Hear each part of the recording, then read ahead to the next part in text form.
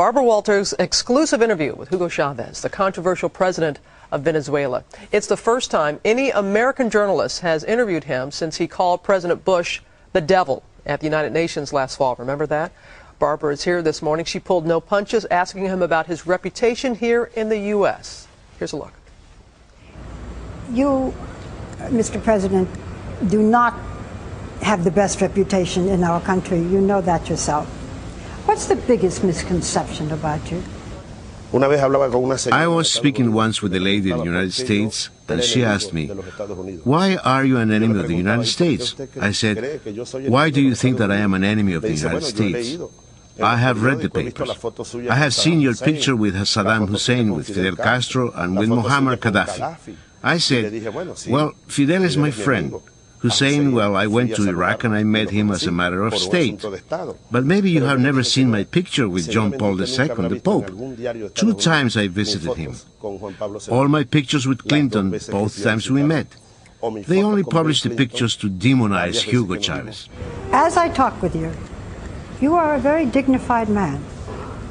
But we have heard you call the President of the United States a devil, a donkey, a drunk, a liar, a coward, a murderer. What does all this name-calling accomplish? Yes, I called him a devil in the United Nations. That's true.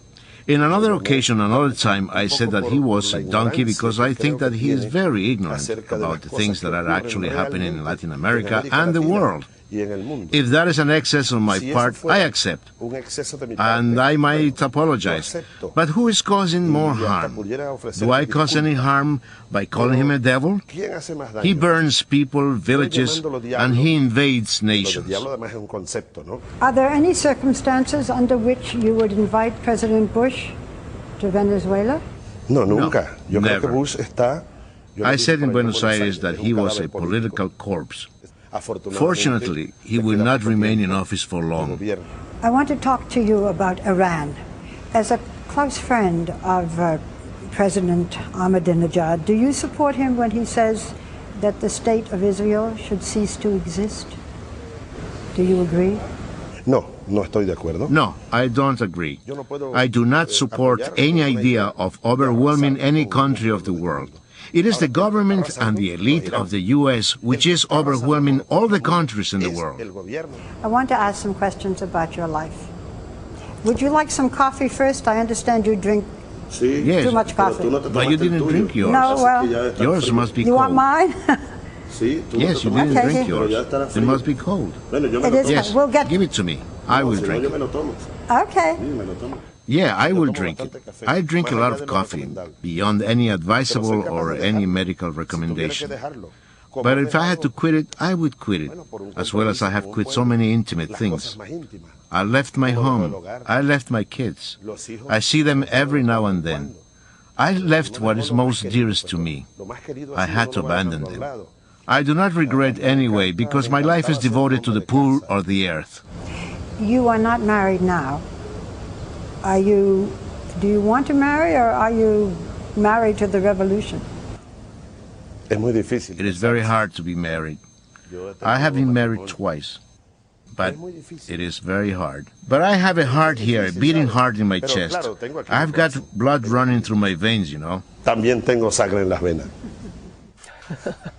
Barbara, fresh off the plane, he is a passionate man. That's very apparent. Yes, but you know, when you meet him, when you see him in the navy blue suit and not the red shirt that he's in, he's passionate about his dislike for George Bush.